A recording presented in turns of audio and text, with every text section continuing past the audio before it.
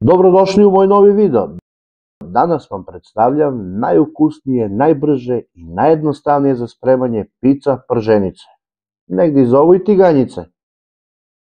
Ovo je bukvalno recept bez recepta. Umutite si jedno od 2 jaja koliko se našlo u frižider, ništa specijalno, posolite, domutite ga još malko i onda mu dodajete redom. Prvo mleko, a može jogurt, neće pogrešite, pa ga mutite da bude onako kompaktna smesa, što bi se reklo, i onda idete redom. Prvo dodajete brašno, dodate prvo malko, promešate, smesa treba da bude gušća nego smesa za palačinke, pa dodate još malko i tu već na oko vidite otprilike.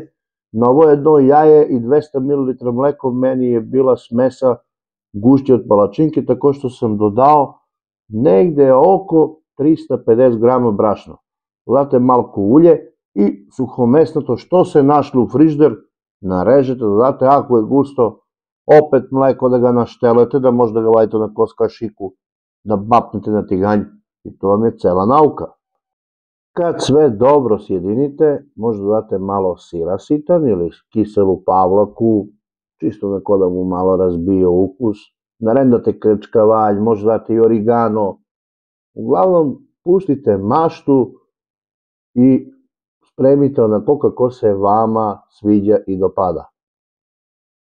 Ja sam ovog puta, pored origana, dodao i ovaj začin za suvlaki. Deca ga vole, a ja mu ne nalazim manu.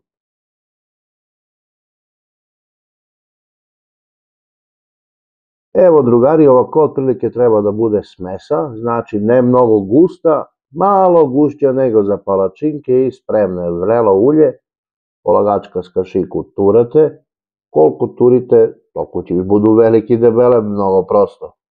Obrnete, nemoj da ih čekate mnogo da se ne crneju odozdo, to je cela nauka, vadite na ubrus ili salveticu, na taj način će da pokupi višak masnoće i bit će mnogo ukusnije, a i malo zdravije.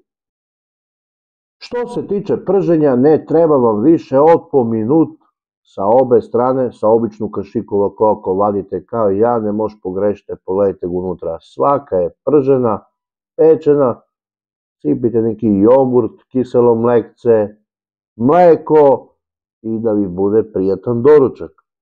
Hvala vam puno što ste odgledali moj novi video, družimo se i dalje uz neke nove recepte, reportaže i priče. Ljubim vas sve, prijatno!